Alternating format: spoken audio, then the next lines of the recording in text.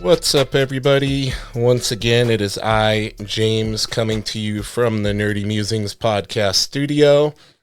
Today, I am very excited to be joined by Mr. Mahmud Asrar. How are you doing today, sir?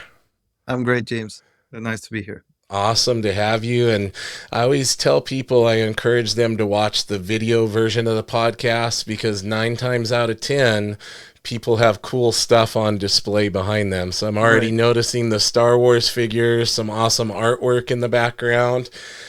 You're a fellow Star Wars fan like me, I can tell. I'm a bit of a Star Wars fan. I've always loved the Star Wars stuff ever since I was a kid. Growing up, I collected the toys and everything. Nice. And this has been one of my vices, getting the Hot Toys figures. It's dangerous, man. It is. It And, and is. and there's so many of them, and they're all beautiful. You Yeah, have yeah. some They're really well original. made. Yeah. You have some original trilogy stuff in there, and some of the newer stuff. Like, what era of Star Wars are you the most fond of? Do you just love all Star Wars, or is there one that holds more of a special place in your heart? Obviously, I like the original trilogy the most. Empire Strikes Back is my favorite movie, Yeah, among amazing. all of them. And it's probably like the boring answer, but still, that's that's the truth. But I do Yeah, like all the movies. I mean, I find good stuff in all movies. Like something out of the prequels and also the sequels. yeah, same For here. example, yeah, I like the Rey and Kylo stuff. The new movies, they are flawed movies, but still, I do find enjoyment out. Yeah, it's not going to be perfect, especially for those of us that are fans of the original, because Right. we're comparing, to those feelings when we were in that age range and everything and the way it made us feel. So it's such a unrealistic expectation to live up to, I think. I try to go into the new stuff with an open mind and just, remind myself that when I was younger, could you ever imagine that we were going to have this much Star Wars, new content coming out all the time? I think it's Oh a yeah. it's a real blessing. It is. It is. I find I never complain about this stuff. Like I know people seem to sometimes think that the new stuff will ruin their enjoyment of the older stuff, but I don't. I'm not of the same mind. I think the originals are always there for me. I still enjoy them the way I did, Yeah. and like I try to find something good out of the newer ones. If they're for me, I like them, and that's good. If it's not something to my liking, that's fine too. Maybe some other person will enjoy it. Exactly. There's going to be something for everybody, right? Right? Exactly. Yeah. Well, this is not a Star Wars podcast, even though it Right. often comes up. Actually, this is a everything podcast, but a lot of times I'm on here with amazing artists like yourself. So I wanted to chat a little bit about your start in comics and kind of. So I make an assumption based on you have such a mastery of the human form and anatomy. I'm making the assumption that you are classically trained, so to speak, in that you did a lot of figure drawing and that type of stuff and have some formal training in art. Is my assumption correct, or are you somebody that is all self-taught off of YouTube videos like some of the people nowadays? Well, you're right in the sense that I did get an education, although my education came in later compared to some, I would say, because I started studying, like getting the art education around when I was about 17 years old when I started university. I studied graphic design for a little bit and then I studied animation. And as you said, I did a lot of life drawing Yeah. during those times. And it was one of the most important things in teaching me about seeing. Like I think Yes. drawing and it's a lot of requires a lot of perception and like a lot of seeing how things are and how shapes relate to each other and stuff. Right. And in that regard, life drawing and modeling, clay modeling and making statues and stuff, those really opened my eyes to actually improving my drawing skills. I feel Yeah, you're able to turn the form in your brain within right. Yeah. 3D space and have more of an ability to draw those tough angles and know how something looks from different vantage points and everything. I find that's, me as an amateur artist, that's always one of the hardest things is Okay, I know what a character looks like from this angle, but what if I shoot the camera from down here and we're looking up? How do things distort? How do things overlap and change? So, yeah, definitely life drawing. And then, like you said, with the sculpting, that's something I've always wanted to get into because I always got the impression that would help make that connection in the brain of being able to see the forms better in put them on a 2D plane, but make them look three-dimensional. Right. I think it's really important. I mean, because otherwise, uh, you draw from your memory, and your memory always is limited and can, uh, stray from what you really want to do. So, learning to draw from real life actually teaches you to see things as they are, and without interpreting that onto the paper with your mind, but rather with what you see. So, like, it's really important to understand how that is in real life and not what's in your head. Yeah. So yeah, otherwise you have this imagination of a foot or a hand or whatever, and then you draw it, and it becomes almost like a, like a representation of something Yeah. other than what it could and should be. I Life remember drawing. Jim Lee talking about that in some interview or on his Twitch where he was talking about you're drawing the symbol of an eye, but you're not actually drawing what the form of an eye looks like because you're Right. bringing it from your memory, but you're not capturing all the different dimensionality and everything of it. Yeah, that's a nice way to put it, I feel. Yeah, because otherwise, yeah, of course, we do over time find our own ways to interpret what we see in real life, even if you have like one of the most abstract styles or whatever. Understanding what it is in real life, how it should look, really helps with the foundation of what you want to do in art. So, Yeah. uh, whoever it is, and whatever point in their career or life they are, I really suggest life drawing, and it's it's the best teacher, I would say. Awesome. Well, were comics in your blood from a young age? I know Star Wars was, but how Yeah. about comic books? What was your first experience discovering comics? And I always ask, did you kind of know that that was something you wanted to explore later in life, or was it just something you did to escape and have fun looking at the art, or how did that all develop for you?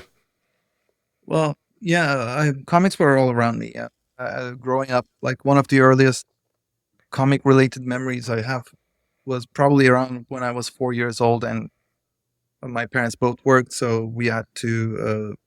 Somebody was taking care of us, and in their house, I remember they wanted to keep us busy with all these comics and stuff. Oh, And nice. I remember like sitting on the floor and having comics all around me, literally on the floor, Oh, that's all kinds amazing. of stuff. So I mean, so I kind of got that poison in my blood back in the day, and so it never left. So it waxed and waned, and like it changed all over the years. So like I lost a little bit of interest, came back, but it always was around. And when I was in my later teens, I took this a bit more seriously. I always drew as well. So like I always wanted to have a career in drawing, illustration, or painting, or making comics or something. But around my late teens, I decided I really wanted to do comics. So that's what I fixed my brain to do, and everything I Nice. did was like in that direction. Who were some of the artistic standouts? Some people that you really gravitated towards when you were picking up the comics. Uh, I mean, the first comic book artist that I recognized was John Buscema from the Oh, Conan books, amazing! and Yeah, it's funny because I see a lot of him in your work, so that's really cool that you say that. I feel it's still there. Yeah, it was really in my earlier like years. It was all obviously I was trying to emulate his stuff. Was a smaller, younger kid and stuff, Yeah, but it came back later on as well. Like especially when I was starting Conan that's stuff what I was gonna say. a You few actually years got to ago. work on Conan. Yeah, Yeah, and I did look back a lot about what John Buscema did, and I guess that influence resurrected itself in my art, and like I think it might be visible as well still now. Yeah, it definitely is. I can definitely see it in your figures and your anatomy and how you spot your blacks and all of that. So that's really, really neat to hear that I was right. Because I always look at somebody's art and I'm like, I wonder who they were, who put their impression on them. So I could see Right. some Buscema in there. Yeah, I've been following your work since even more obscure. I have like your whole run on Dynamo 5. Oh, really? That's cool. Yeah, Awesome. that's how Yeah. long I've been following your work. So Oh, thank you so much. It yeah, really means a lot. I was actually going Yeah. through organizing my personal collection not long ago, and I found all of those, and I was like, oh, cool. This is perfect timing. I'm having him on the podcast, and I found all the comics. So, hey, that was really strong work. I know that's your earlier work, and I know how artists are. Even myself is a very amateur one. Like when we see older stuff, we probably cringe a little bit, but Oh, yeah. that stuff still holds up to this day. That was a long time ago, though, wasn't it? Yeah, yeah. We started doing that around 2006, so it's Yeah, almost 20 years now. that's Uh, crazy. so so yeah, it's been a while. But yeah, it's my first creator-owned, I mean, official, like professional creator-owned book from Image Comics with Jay Ferber. We had a blast on that book. Taught me a lot, and as you said, it's way back, so I was learning on the job. So when I look back, I feel I can see all the mistakes and everything that I did back then. So, Yeah, so it feels a bit more difficult for me to look at it, but I appreciate it for what it is, and I usually try to accept my previous work as what they are, and right, I try to make peace with it. And it actually, uh, I think I was posting about this a little while ago. I was saying I looked at some of my work over the years, and uh, in my eyes, I would see the progression towards being a better artist over the years, and that actually helped me mentally to see that yeah, I made this progress over the years. So like that I became a better artist, and nothing was in vain and stuff. right, right. So it's good to look back sometimes. Yeah, it's good to reflect. I'm sure you find yourself, especially at this point in your career, you I'm sure you get into a routine of making deadlines and just going through and doing the work. So you probably don't have a lot of time to go back and reflect. I'm sure it's kind of like a whirlwind.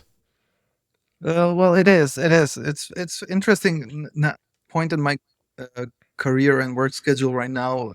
After I decided not to renew my contract with Marvel. I was with them for about 9 years, and of course, during that time, I mean, I never uh, stopped, and I kept on working all the time, and like my schedule and deadlines were acceptable in terms of, I mean, they weren't too difficult, but Right. like I was working very systematically.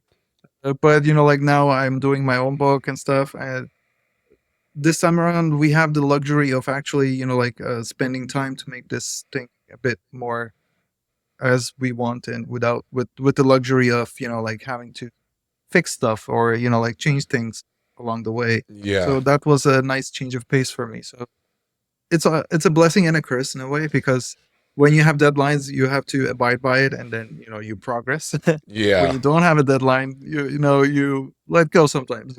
Yeah. Well, and you mentioned learning on the job with Dynamo 5, like that has to be tough to, cuz you want to get in there and make everything as perfect as possible, but at the same time, it's like there's what was the quote? Finished, not perfect. Was Right. it like trying to let go and move on from the work and do the next thing better instead of dwelling on the mistake of the last thing? Like it sounds to me like you're able to do that. I know a lot of artists struggle with that, and we'll redo a page a couple of times and stuff. I don't think you're afforded that luxury though when you're trying to meet a deadline, right? You have to find that point where it's like, okay, it's done. I'm gonna forget about it. Like in basketball, they say forget your last shot. Like whether you Right. made it or you missed it, like forget about it, move on to the next one. Is that kind of your approach? I think that's golden advice to anybody, like especially in comics, because as you said, like most comics are, like very uh, reliant on time schedules and everything.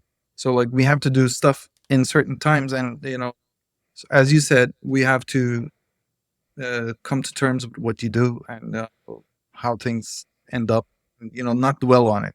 Otherwise, you'll go mad. You'll never finish anything, and then Yeah. you'll be back.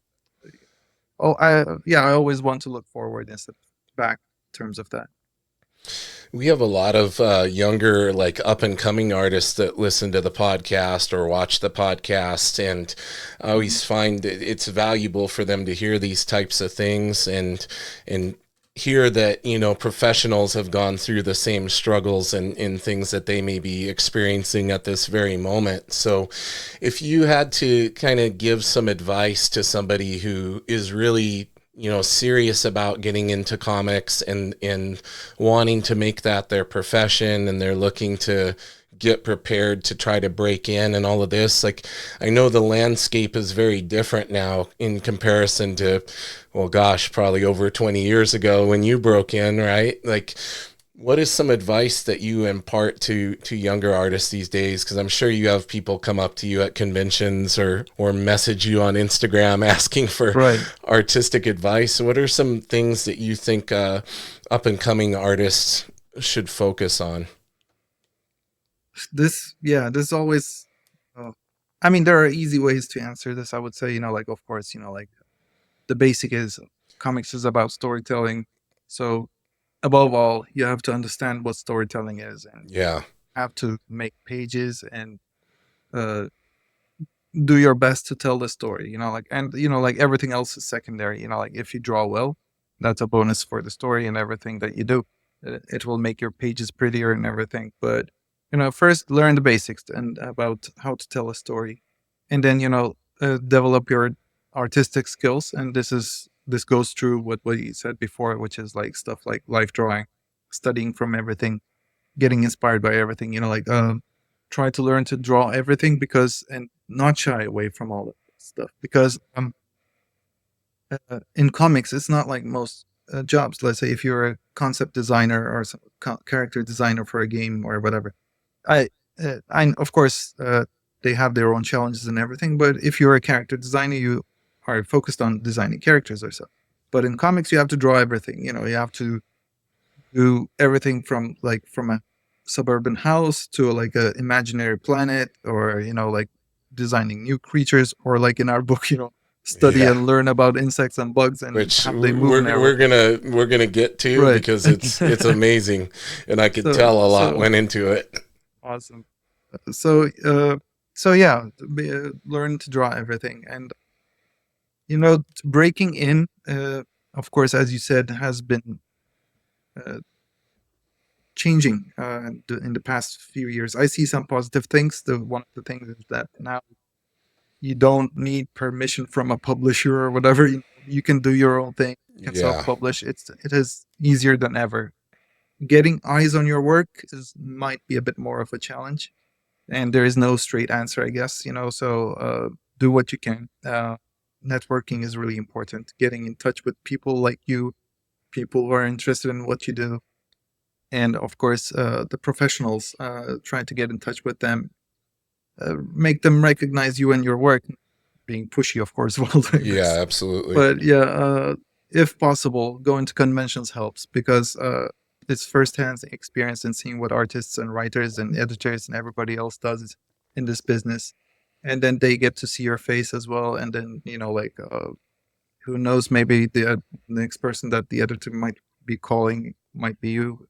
So Yeah, yeah, there's a lot of things, but it's also very case specific sometimes. Like everybody else has a different situation. Not everybody wants to draw the way I do, for example. So they might be doing something else. They want to do some other way of comic making and stuff like that. So yeah, yeah, it's yeah, a yeah. lot to it. It's a long answer. No, it's great. And it's like you said, there's no one way.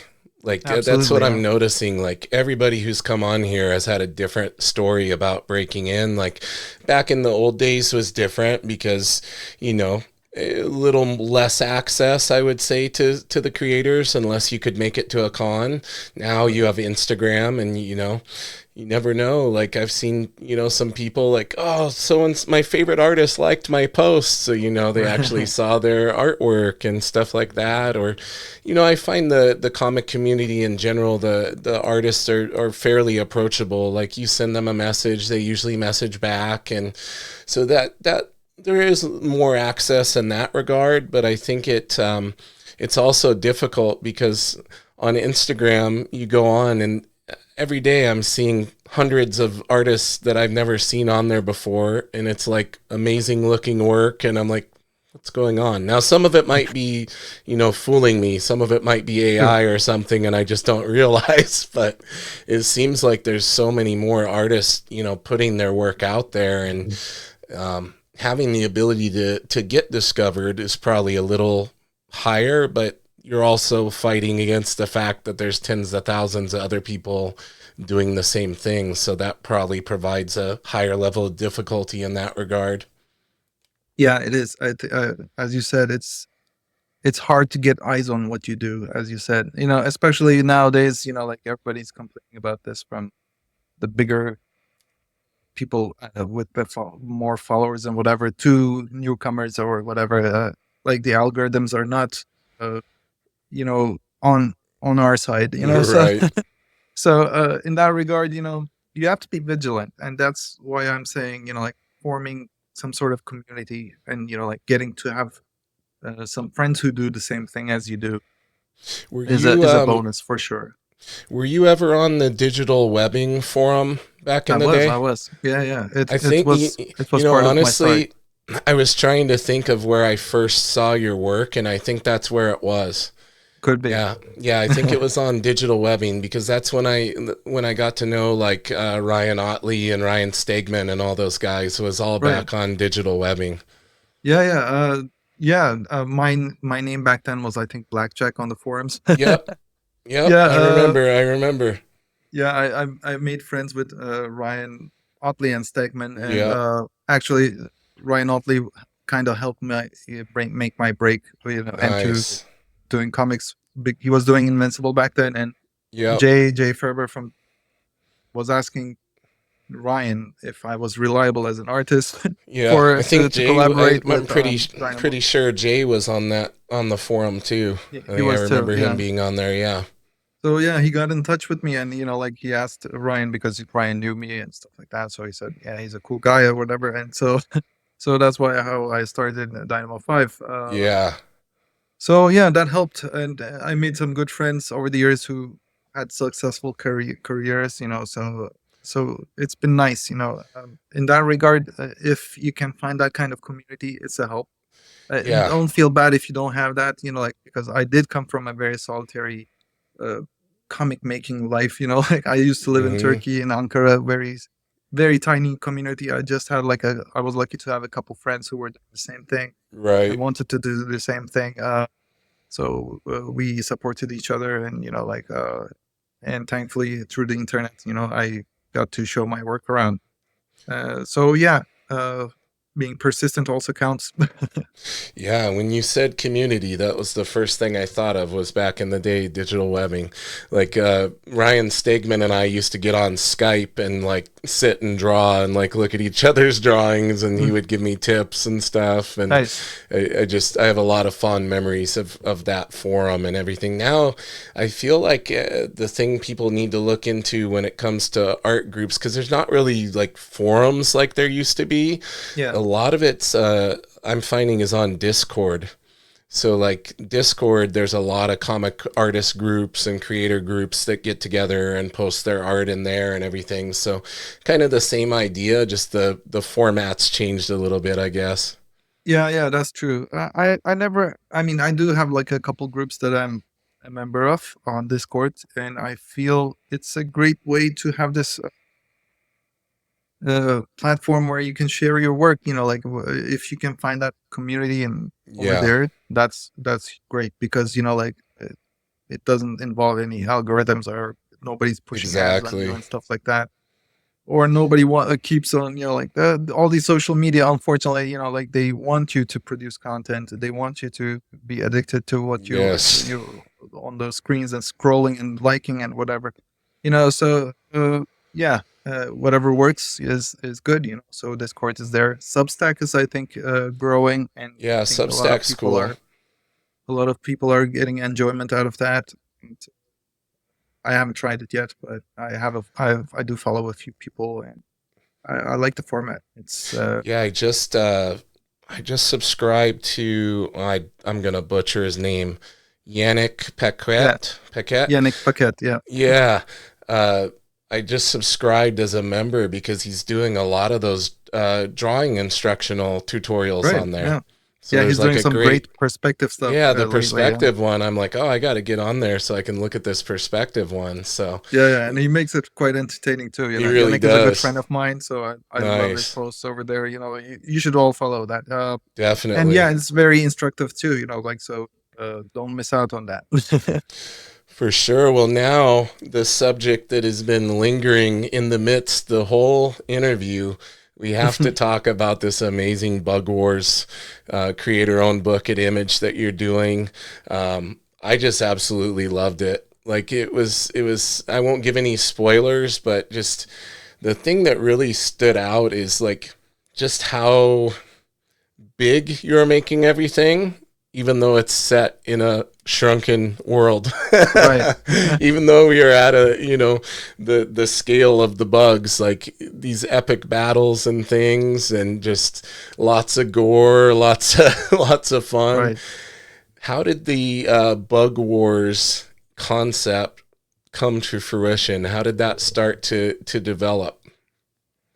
Okay. So I mean, how it started was, I would say, I've always been a fan of Jason's work, Jason Aaron, the writer of Bug Wars, and Yes.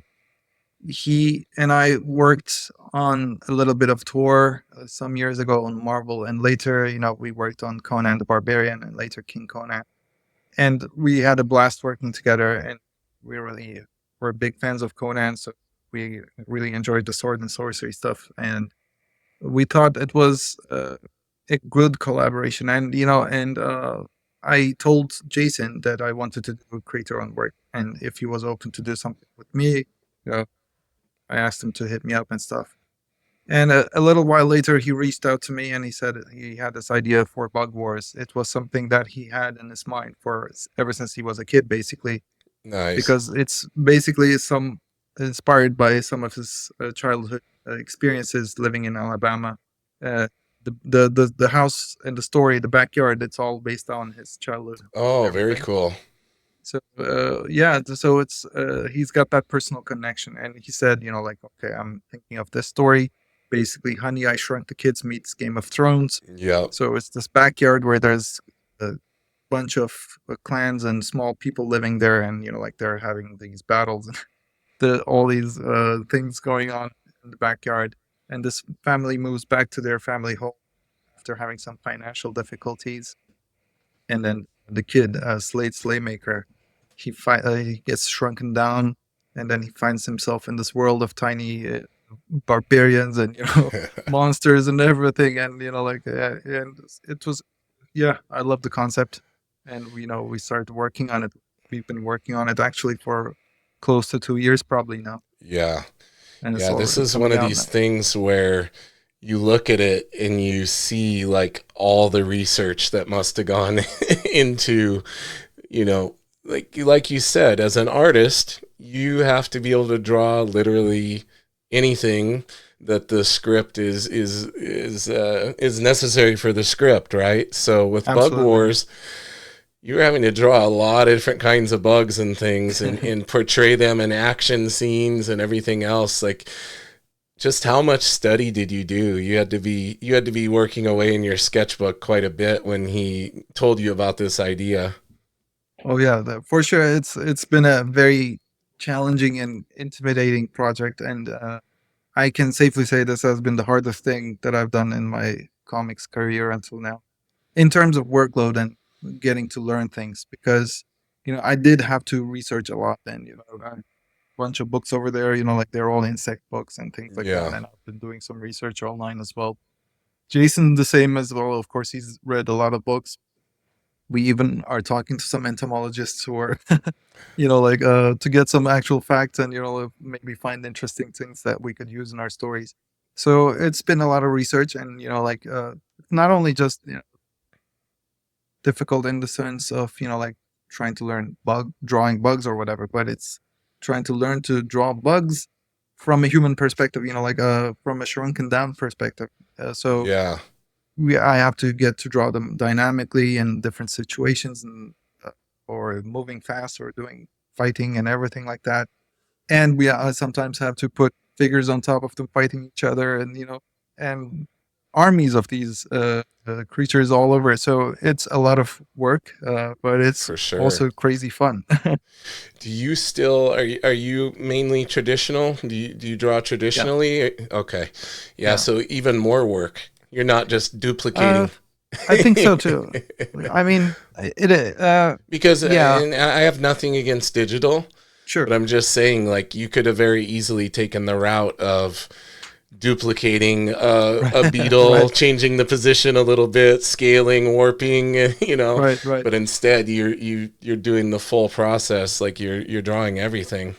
Yeah, yeah. My process is a mixed process. I actually do the layouts on the computer. So Yeah. like it's usually very sketchy and very loose, and I print that out, and Yeah. everything else is on paper. So like pencils, inks, and Yeah. everything I complete on paper. But I do find That's it almost uh, the same time I would spend on a computer as well, because right. for some reason, I just can't, save time working on the computer and drawing digitally. I've done that before, but it never helped me with the time factors. Yeah, Dan Fraga calls that tradigital.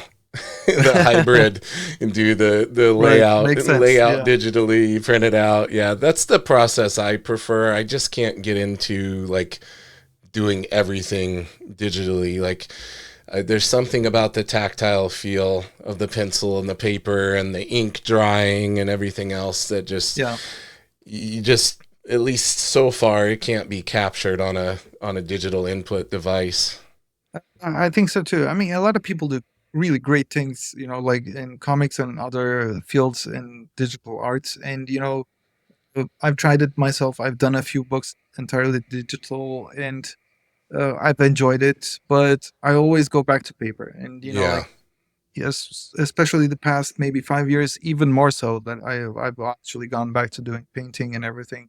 So like I'm trying to get more into that side of things, and it feels a bit more satisfying, what I do over there. And like maybe I'm just too old school, but I do like to have the physical end product in hand, Yeah. rather than just a digital file. Well, and just a little advice for, aspiring artists, like you do traditional, you have some originals to sell eventually when you get popular enough that people For want to sure, buy your stuff, you know? for sure. Yeah, Because yeah. It's the whole NFT thing didn't catch on enough for people to be making the same amount of money on their originals with all absolutely. digital. Yeah, yeah. I mean, it's a bonus. Not everything sells. Not everybody is very successful in that regard. But whatever is, whatever sells is a bonus. You can't neglect that. So it's something to consider, I guess. Bug Wars 2 is going to be coming out not too long. I think the deadline for shops to order is like today, maybe Yesterday yesterday. was the final order cutoff for number two. Yeah. The first issue went to reprint. I I don't remember the exact dates, unfortunately, but the first issue's reprint comes out in a week or a couple weeks, and then issue two comes after that, the following week after. So what I wanted to ask you was like to give a little peek behind the curtain. You've been working on it for a couple of years since it came to fruition as far as the concept and Correct. everything. How many, if you're able to share, how many issues did you get in the can, so to speak, Sure. prior to it being solicited and everything starting to come out in shops? Right. Well, yeah. as I said, we started working on this about 2 years ago. We started doing all the talks and the basic ideas and back and forth and everything. In the meantime, I squeezed in some other stuff, like I did a Batman story for DC and some smaller stuff in between. While I was starting to work on the Bug Wars world creating and doing actual pages and everything. So, getting to the actual question, the first story of our Bug Wars book is 6 issues long. So when the first issue came out, I already was drawing the sixth issue. Wow. Okay. So So you were way I'm ahead. still working on the last issue. It's a bit thicker than a regular issue. So Right. and it's like the ultimate issue of the first story. So it's gonna be a bit of a lot of stuff going on in there. So I'm busy with that right now. Probably going to leave us on a cliffhanger. No, Say, no, keep us wanting more, maybe. I mean, of course, the idea is like, I mean, the first story is a complete issue story, so like you get a full story in the first 6 issues, like from start to end. So we feel it is very satisfying and standalone in a way. However, we will continue doing Bug Wars, so like there will be the following stories coming up, and we leave a lot of stuff without spoiling much. We have a lot of stuff that we are going to be exploring Nice. that we touch on in this first story. I always find that I feel like I can sense when somebody is having a lot of fun on a project. Like I feel like it shows in the level of their art that they're producing, and you can see how much you're putting into it. Am I right in the fact that you're having a lot of fun? Like obviously comics is your job. Like for example, me, I teach Brazilian Jiu-Jitsu. I teach martial arts. I've been doing that for over 20 years full time as my Nice. profession. And even though it's my hobby, it's fun. Like sometimes there's elements of it that are work, like running a business, but at the end of the day, ultimately it's a lot of fun because we're doing what we love, right? So Right. I feel like I'm seeing that in your work in Bug Wars, that you're having a lot of fun and you're pouring your heart and soul into it. Is that pretty accurate? You're spot on, I would say, because I keep saying this. Like this is one of the projects, and I've been wanting to do this kind of thing. I mean, Bug Wars obviously is Jason's initial idea. Which is something we both developed, together. But I've been wanting to do a greater own and something like this for a very long time. Something like this, what I mean is like world building. Like Yeah. creating our own world, everything from the ground up. Like designing characters, civilizations, creatures. Like costumes, everything. Like so. It's been very challenging and time consuming and everything. But like. Uh, Discovering this world in our minds and putting it on paper has been really extremely satisfying and enjoyable. And like on every page I get to do something new, and that is it never gets tiring. Like in that regard, it's very enjoyable. Yeah. And we should give a disclaimer that even though we mentioned Honey, I Shrunk the Kids, like this is a Oh yeah. very adult, this is a very graphic, gory, Right. very adult Yeah. comic. Like it's Yeah. really That's why. like it That's probably, took some people off guard who didn't fully realize what it was. right. Yeah. That's why we try to say like emphasize on the fact that it's Honey I Shrunk Kids meet Game of Thrones. Exactly. So like we do have a lot of violence, some nudity and everything, like crazy stuff going on. A lot of curse words as well. Yeah. Stuff we couldn't do in the mainstream, I would say. Probably now we can do Totally. that freely. So yeah, we're not holding back in that regard. Yeah. Well, it's such a unique concept, and it's rare nowadays that I'm like really excited for something to come out every month, and this is on that list. A very small list of things that I'm like just so excited for the next issue to come out. So I really look forward to seeing where this goes, and always as we get towards the end of the show.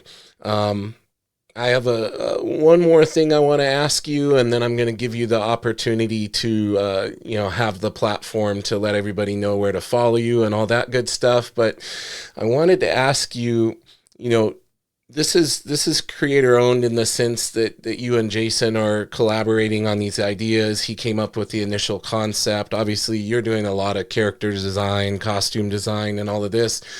Are there any ideas floating in the back of your brain as far as that you've had in your mind over the years of a world you want to create? That you've thought about as a kid or anything like that, because I know most creative people, like even if they chose the path to focus on art, like we got a lot of ideas, that go around in there too. So do you have anything Right. like that brewing for the future? Um, for sure. Yeah. Um, I guess I'm not so prolific in, in terms of, like creating ideas or stuff like that, and like doing my own thing, because I've Hmm. been used to doing the work for hire stuff for so long. But I really enjoyed the idea of making my own thing for a while. So I do have a couple things that I really want to do at some point. There was this one post-apocalyptic story that I really wanted to do for a long while. It's still lingering there, and there's this totally crazy, for example, sci-fi fantasy kind of story that I want to do, like almost at all ages story, but very crazy. I also wanted to experiment. I want to do my own writing and drawing on some, like anthology stuff, and That's what I was hopefully gonna that will come up. ask. I was gonna see, do you have any aspirations to maybe write a little bit? Right. I mean, Yeah. it's going to be a lot more work for you, but it's very Yeah. I fulfilling definitely, to see oversee all aspects of it, I guess. I definitely want to do that. The thing is, like, I wanted to say is like, I used to do my own writing, like when I was much younger and stuff. But being naive in that regard, like, without knowing and going into it, like in an ignorant way, in some way, you don't care and you just produce, and that's fun. Yeah. Now being in this business for so many years, and like we're having worked with so many great writers and everything, I have this consciousness about how good story might be, and like how it is written, and I've seen it from the greats, so it becomes more intimidating to do it myself. So Whenever you start thinking like that, just remember when Image was formed. all right. And all those guys were writing their own stuff, and it sold great. We all ate it up. You could do it too. Well, yeah, But yeah, I appreciate. keep the standard for yourself up here. I appreciate that. Yeah, yeah. No, no, no. I will eventually do it, and like I will pull the trigger in some sense, and get back to it. But yeah, for now I'm busy with the bug war stuff, and Yeah. really enjoying that. And I'm a big part of the creative process. Like in terms of how we build the story and everything in the world. So it's utterly satisfying in that regard. So really pleased. Excellent. Well, I look forward to being along for the ride on anything Thank you you so do. much. I will be supporting. I want to give you a moment here to let everybody know anything you want to promote as far as Bug Wars. Of course, we're promoting that, but your social media, where they can follow you, best places to keep up to date on what you're doing. The spotlight is yours, my friend. Go ahead, let everybody know. Thank you so much. Well, okay. So if you want to find me online, I'm almost everywhere with my name at Mahmud Asrar. So basically, mostly I'm on Instagram, I'm on Facebook, on X, on Blue Sky, and a couple other places. But yeah, yeah, those are the places where you can find me. And right now, I'm, as we spoke about, doing Bug Wars, which is the main focus of my work right now, and we're really excited about it. The first issue just came out, second issue is on the way. We really would like to have you try it out and enjoy it. It's been getting some rave reviews and everything, and people seem to be enjoying it, and that makes us even happier. So I guess that's it.